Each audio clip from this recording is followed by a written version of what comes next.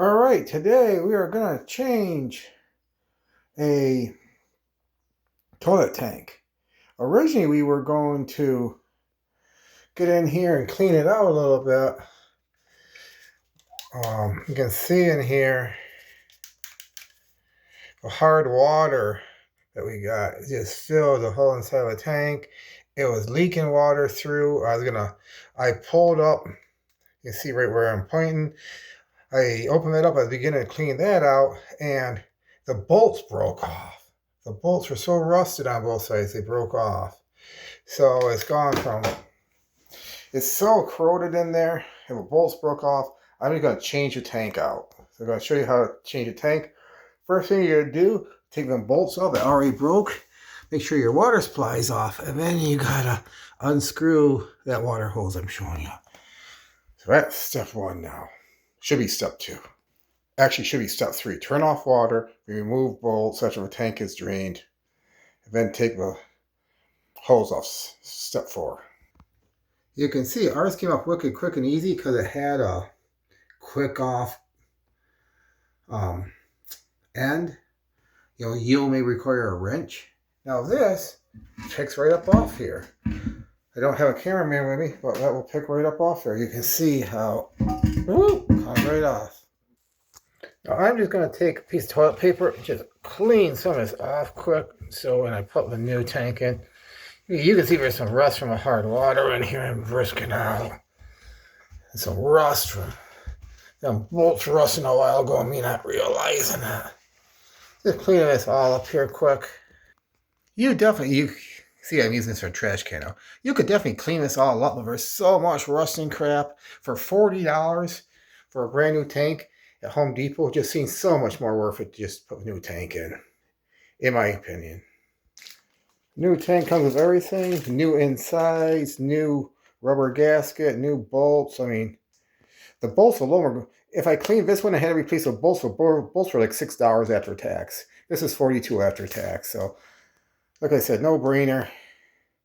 I got the tank flipped upside down now because you got to put this rubber over this right here. Work it down in so it's nice and snug so it doesn't leak.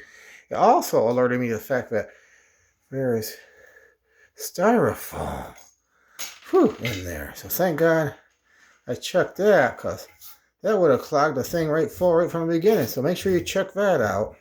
See, you can see we don't paint the bottom side of the tank either. Not a big deal.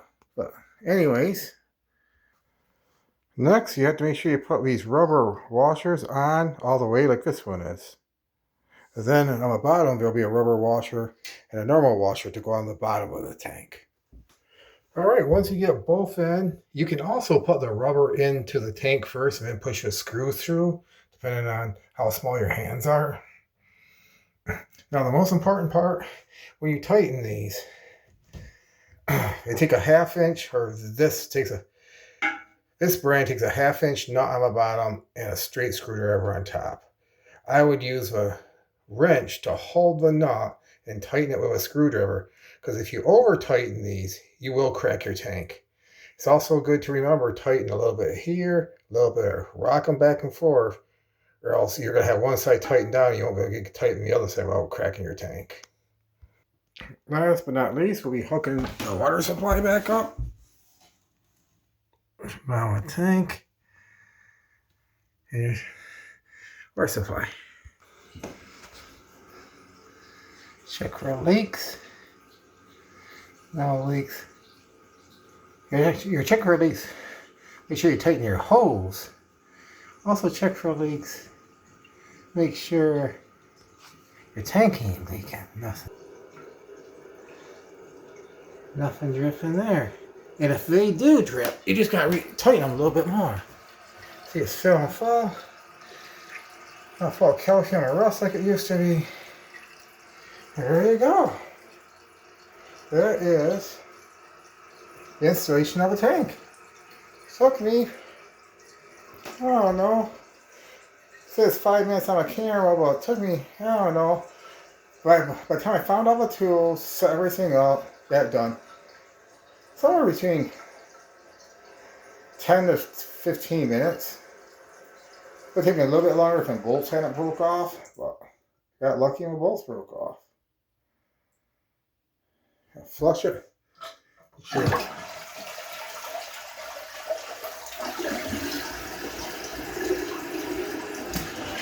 No water flying. Let's see if a big seal's okay. And there you got it. Anyways, that's it, man. Got it done. Comment below. Tell me everything I did wrong. I always say that because everyone's an expert. Well, I reply to most comments. Try to keep them civilized and put the tank top back on. We are done. Peace.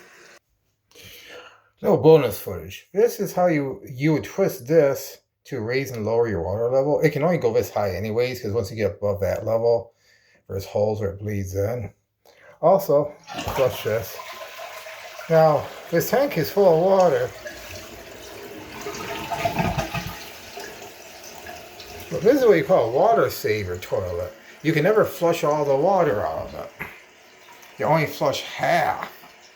So if you wanted a toilet with more force, you would have to get one where this is all the way down to the bottom. See how there's like 6 inches there? 5 to 6.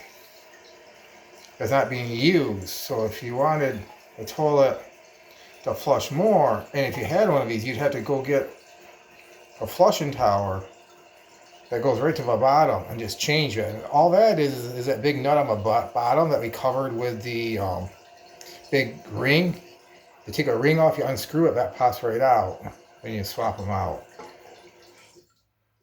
But this is the only model they had, so this is what we got. But if I decide later it doesn't flush enough, which so far I think it is going to work, then you can just change that tower out.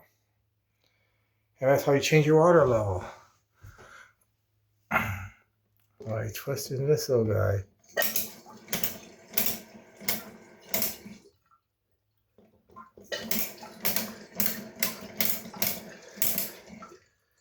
See, now it's getting a little higher this way. So that's how you adjust your water level. Just so you know. Anyways, peace. Subscribe, like, comment below. Yes, I know my bathroom's probably dirty by a woman's standards, but I can only do what I can do. Peace.